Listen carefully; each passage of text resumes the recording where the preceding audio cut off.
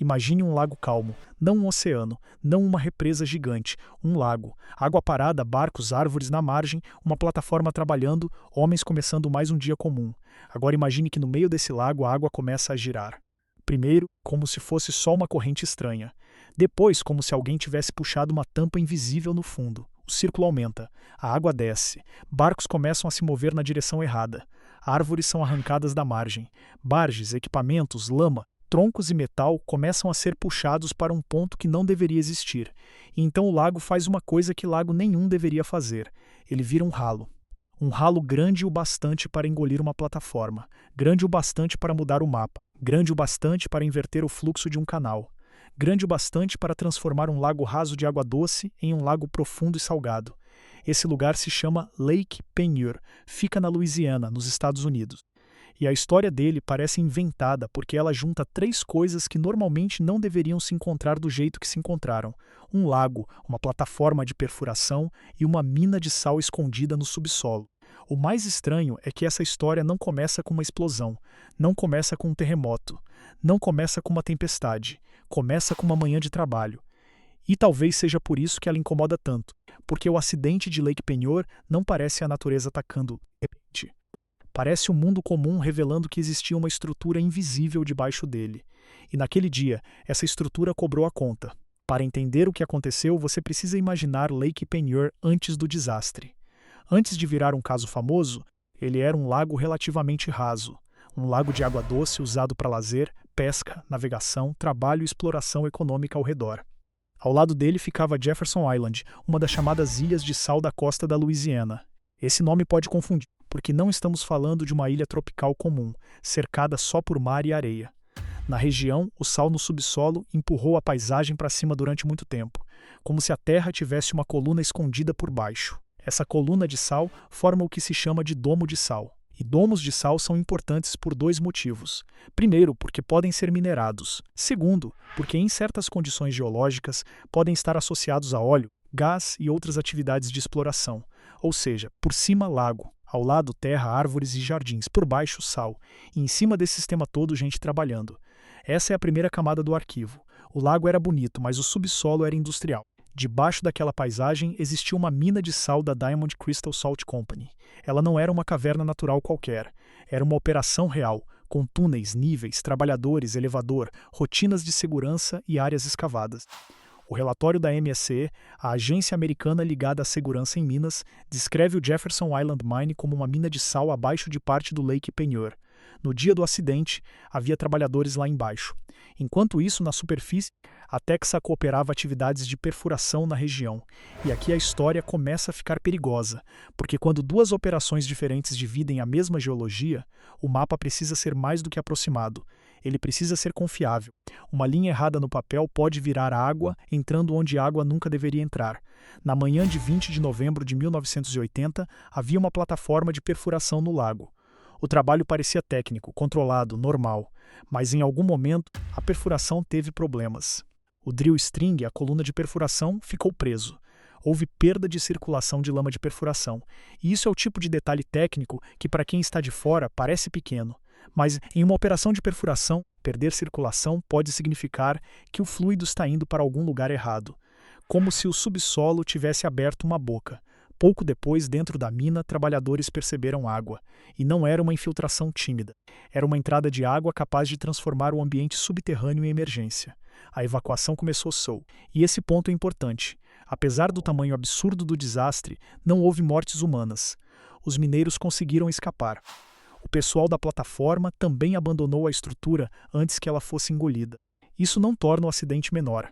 Só mostra que, às vezes, a diferença entre tragédia material e tragédia humana é uma janela de tempo muito curta, uma decisão, um alarme, uma rota de fuga que funciona. Agora volta para a superfície. O lago começa a se comportar como se tivesse um buraco no centro. A água não está apenas descendo, ela está procurando preencher um vazio. E o vazio, nesse caso, era a mina. Quando uma mina de sal escavada encontra água em volume absurdo, você não tem apenas inundação, você tem dissolução. O sal é estrutura e, ao mesmo tempo, material solúvel. Ele sustenta, mas também pode ser comido pela própria água. E essa é a parte quase cruel da física do acidente. A água que entra para preencher o espaço também enfraquece o espaço que está preenchendo. Pilares de sal, paredes, passagens e cavidades passam a enfrentar uma força para a qual não foram feitos. O resultado é colapso. E quando o colapso cresce, o lago acima continua alimentando o sistema. É como se uma banheira inteira tivesse encontrado um encanamento subterrâneo do tamanho errado. Só que a banheira era um lago, e o encanamento era uma mina. Na versão mais conhecida da história, a plataforma perfurou a mina de sal por acidente. Essa versão aparece em muitos relatos porque ela explica a cena de forma simples. A broca atravessou onde não deveria, abriu passagem para a água e o lago drenou. Mas para contar isso direito, é preciso ser mais cuidadoso. O relatório da MHA investigou a inundação e não cravou uma causa única com a confiança absoluta que um roteiro sensacionalista gostaria de ter. Ele apontou que a sequência dos eventos na plataforma e a inundação da mina não podiam ser ignoradas. Também registrou a possibilidade de a perfuração ter penetrado a área da mina, ou de ter chegado perto bastante para contribuir para a falha. Mas, como a própria mina ficou inundada, certas verificações internas se tornaram impossíveis. Então a forma honesta de dizer é esta. Naquela manhã, uma operação de perfuração e uma mina de sal estavam próximas demais de um sistema geológico sensível. Algo abriu caminho para a água. E quando esse caminho apareceu, Lake Pinheur deixou de ser apenas um lago, virou uma força descendo. O que aconteceu depois parece cena de filme. A plataforma foi sugada, barges foram puxadas, um rebocador entrou na lista de coisas engolidas, árvores e pedaços de margem desapareceram, terreno ao redor cedeu, o lago perdeu água para dentro da mina. E aqui vem uma das imagens mais estranhas do caso. O Delcambre Canal, que normalmente ajudava a água a sair do lago em direção ao Golfo, começou a funcionar ao contrário. Em vez de o lago mandar água para fora, a água salgada começou a voltar. O sistema tentou preencher o vazio. E por um tempo, a Louisiana ganhou uma cachoeira absurda. Não uma cachoeira natural, bonita, planejada para cartão postal. Uma queda de água criada pelo desastre. Relatos citam uma queda de cerca de 150 a 164 pés enquanto a água do canal e da baía voltava para encher o lago. Pense nisso por um segundo. Um lago raso perde água para uma mina. Um canal inverte direção. Água salgada entra. Barges somem e depois algumas reaparecem flutuando dias depois. E o lugar inteiro muda de categoria. Antes, Lake Pinheur era um lago raso de água doce. Depois tornou-se muito mais profundo e salgado. O acidente não apenas destruiu estruturas. Ele reescreveu o corpo d'água. Essa é a parte que faz a história funcionar como arquivo improvável. Não é só um acidente engolir uma plataforma. É mais estranho. Um erro ou falha de coordenação, em uma geologia cheia de sal, transformou um lago em outro lago. Mudou a profundidade, mudou a salinidade, mudou o fluxo, mudou a memória local e mostrou que a superfície era só a tampa de um sistema muito maior. Quando a gente vê um lago, a tendência é pensar na superfície, a linha da água, o reflexo, o barco, a margem. Mas Lake Pinheur força outra leitura. Ele obriga você a perguntar: o que existe debaixo do que eu estou vendo? Porque naquele dia o personagem principal não era a água, era o vazio escavado, o vazio minerado, o vazio mapeado, explorado, usado e de repente conectado ao lugar errado. É por isso que o acidente é tão visual. Ele torna visível uma coisa que normalmente fica invisível, a infraestrutura escondida. Toda cidade tem isso, todo porto tem isso, todo campo de petróleo tem isso. Toda mina tem isso. Todo mapa bonito tem uma segunda camada, mais chata e mais perigosa, feita de contratos, sondagens, medições, permissões, shafts, túneis, coordenadas e gente tentando ganhar dinheiro sem quebrar o chão. Na maioria dos dias, essa segunda camada funciona em silêncio. No Lake Pinheur, ela apareceu girando no meio da água. E a imagem do redemoinho ficou famosa porque ela parece simples. Um buraco, um lago descendo. Mas a verdade é menos simples e mais interessante. O redemoinho era apenas a face visível de uma falha de sistema. Por baixo dele havia uma mina. Ao redor havia exploração. Na margem havia pessoas, jardins e propriedades. Embaixo havia sal. E entre tudo isso havia uma confiança frágil nos mapas. Talvez esse seja o detalhe mais humano da história. Não foi falta de inteligência. Não foi gente olhando para um lago e dizendo: vamos fazer qualquer coisa. Era uma região explorada, conhecida, documentada, com operações reais. E justamente por isso o acidente incomoda, porque ele mostra que sistemas complexos podem falhar não quando ninguém sabe nada, mas quando cada parte sabe um pedaço e o conjunto não está seguro o suficiente. O mineiro conhece a mina, o perfurador conhece a plataforma, o engenheiro conhece o mapa, o proprietário conhece a terra.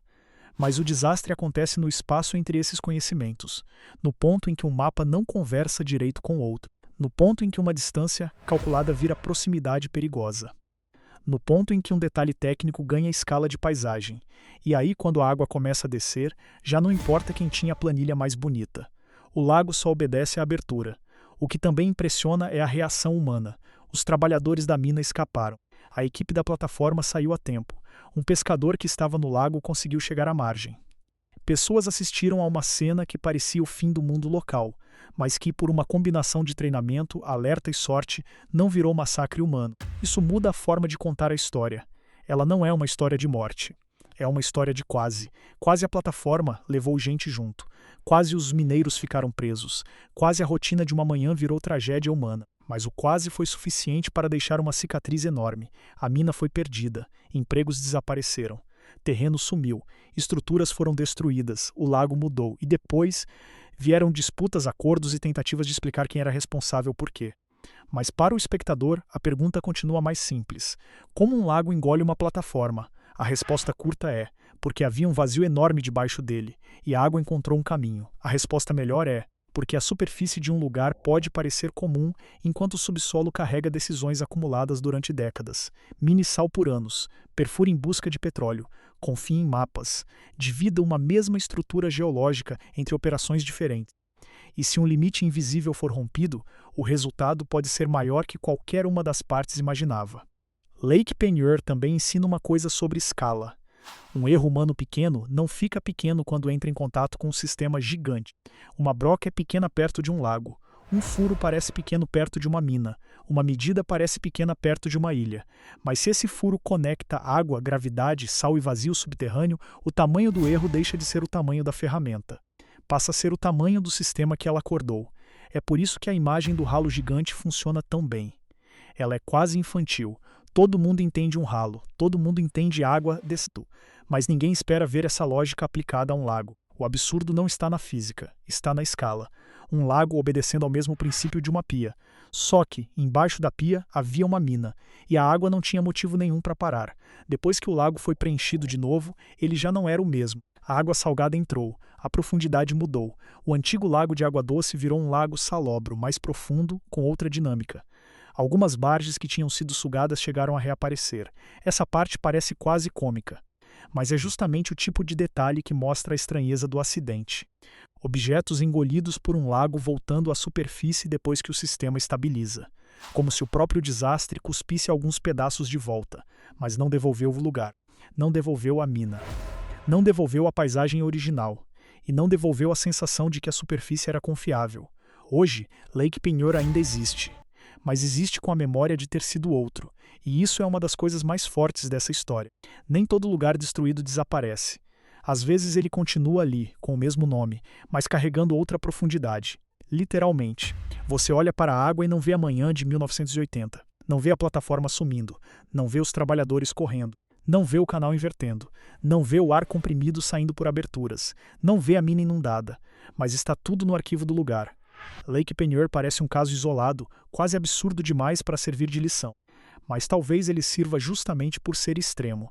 Ele lembra que infraestrutura invisível não é detalhe, que mapa não é burocracia, que geologia não perdoa improviso, que operações diferentes no mesmo território precisam conversar de verdade, e que a paisagem, às vezes, é só a camada mais bonita de um sistema que pode quebrar por baixo. O mais fácil seria transformar Lake Peigneur em meme geológico, o lago que virou ralo. E sim, essa frase é verdadeira o bastante para prender a atenção. Mas ela não basta, porque o que aconteceu ali não foi uma pegadinha da natureza. Foi uma colisão entre exploração, subsolo e confiança. Foi o tipo de acidente que só acontece quando o mundo moderno enfia ferramentas em lugares que parecem conhecidos, mas ainda guardam riscos invisíveis. No fim, talvez a pergunta mais assustadora não seja como o lago foi sugado. A pergunta mais assustadora é quantas outras paisagens parecem simples porque a gente só aprendeu a olhar para cima delas. Lake Peigneur era um lago. Era também uma tampa. Era também uma fronteira.